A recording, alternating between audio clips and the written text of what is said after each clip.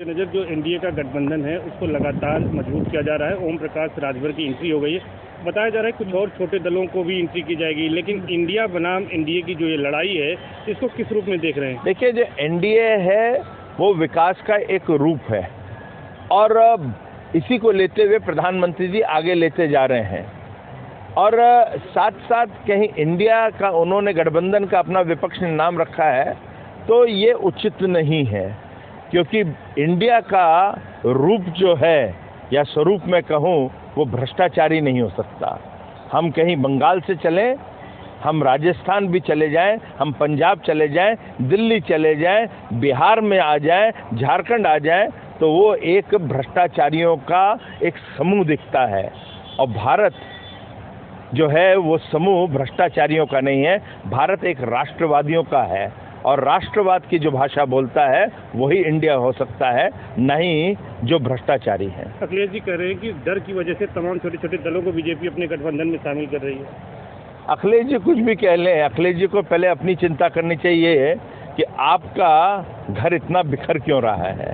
पहले अपने घर को तो बचा लो। आप खुद ही अपने घर को नहीं संभाल पाए हो, आप दूसरों की चिंता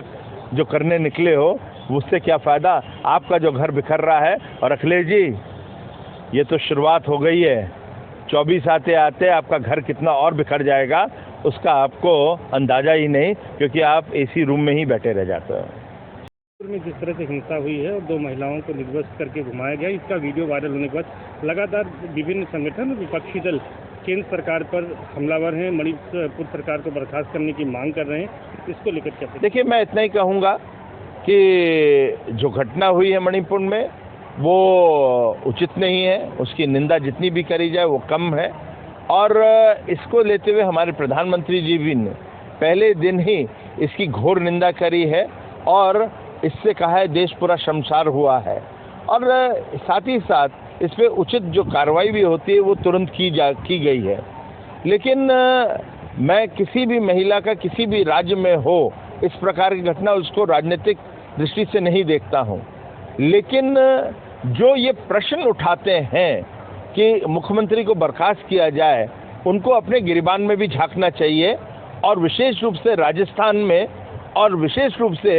बंगाल के अंदर ममता बनर्जी को भी देखना चाहिए और मांग उठाने के पहले उनको देखना चाहिए आपका दामन क्या है और आपने क्या कार्रवाई करी, तो फिर सही होगा।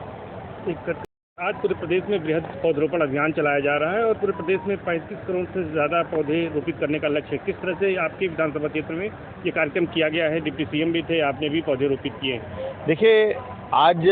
वृक्षारोपण का जो कार्यक्रम है और पर्यावरण की दृष्टि से ये पूरे विश्व भर में बनाया जाता है और विशेष रूप से हमारे प्रधानमंत्री जी ने भारत के अंदर ये 24 तारीख को एक बृहद रूप से ये कार्यक्रम हो, हर राज्य में हो और हमारे मुख्यमंत्री जी इसको आगे बढ़ाते जा रहे हैं। हम लोगों ने पिछले साल भी 20 करोड़ के ऊपर लगाया था, इस साल भी आज के दिन हम लोगों ने 30 करोड़ लगाए हैं और 5 करोड़ 15 अगस्त को और लगाएंगे। और ये आवश्यकता है क्योंकि जिस प्रकार से पर्यावरण के साथ छेड़छाड़ हुई है, हम मनुष्य ने की है, उसको देखते हुए आज अन्य प्रकार के जो हम देख रहे हैं, फ्लडिंग देख रहे हैं, बाढ़ देख रहे हैं, कहीं पहाड़ टूट रहा है, तो ये सब चीज़ें जब देख रहे हैं तो एक वृक्ष को या वृक्षारोपण के माध्यम से हम पर्यावरण को और सुंदर बनाएं, सूक्ष्म बनाएं, तो इसके लिए ये आवश्यक हो गया है कि सभी लोग वृक्ष की तरफ या वृक्षारोपण करें और प्रधानमंत्री जी का जो सपना है वृक्षारोपण का कि भारत का जो क्षेत्रफल है हरियाली का वो बढ़ता जाए और साथ ही साथ इससे पर्यावरण में भी जो कार्बन डाइऑक्साइड है उसका भी बचत हो, तो ये सब चीज़ें लेते हुए आज मेरी विधानसभा में डिप्टी सीएम केशव प्रसाद मौर्य जी के साथ हम लोग ने ये कार्यक्रम किया है।